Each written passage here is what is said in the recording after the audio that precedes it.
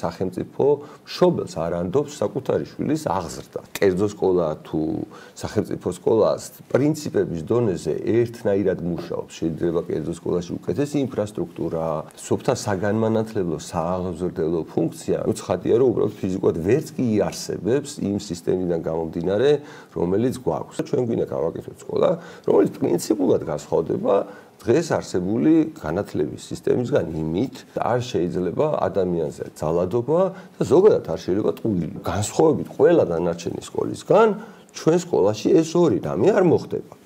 ბავშვები არ იქნებიან იძულებულები. ერთი და იგივე რამე ისწავლონ, ერთი და იგივე ტემპში ისწავლონ. ჩვენ გვინდა როგორი სკოლა, რომ მთელი წელი მუშაობს, არდადეგები არ არის. თქვენ როცა გინდათ მოყავთ ბავშვი, როცა გინდათ მიყავთ. წინასწარ სკოლას უთანხმებით წლის განმავლობაში დაახლოებით რა დროს მოიხმართ ამ სკოლის მომსახურებას. როდესაც ჩვენთან მოვა ბავშვი, მას დაჭირდება ეგრეთ წოდებული დესკულინგი, ანუ დეტოქსიკაცია სკოლისგან რა, სტანდარტული სკოლისგან დეტოქსიკაცია, რომ მიხვდეს, რომ ის ძალადობა მასზე დამთავრდა, ის უაზრო შრომა დამთავრდა.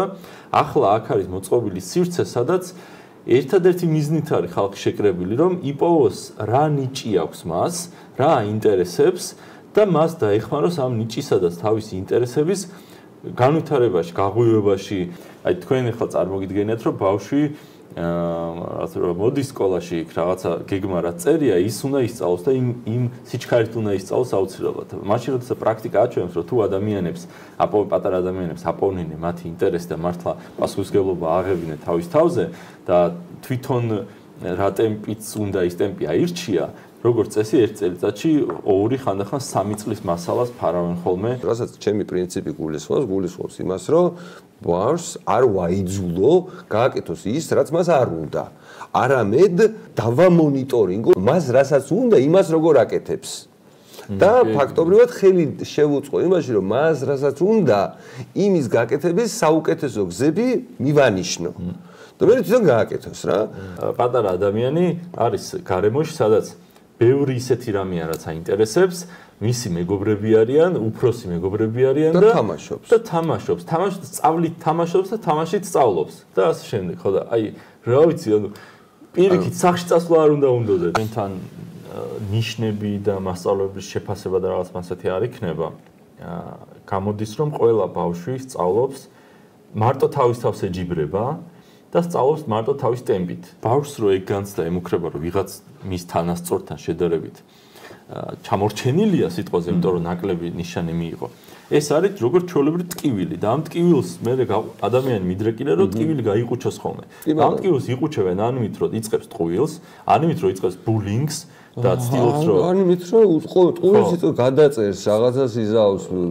სხვა დაჩაგროს და აჩვენოს, რომ შენ კი მე ამით ჯობი ხარ, მაგრამ მე იმით ჯობი ვარ, რომ შემიძლია ცხვირპირი გაგიერთიანო. ან რა ჩვენთან ერთადერთი წინაპირობა, რომ შემდეგ საკითხზე გადახვიდე, არის რომ წინა საკითხი ისე იცი, რომ შენი თანასწორებიც, მეგობრები და შენი მენტორი დააჯერე და არწმუნე, რომ ეს მართლა იცი. ვიაზროვნოთ სწორად.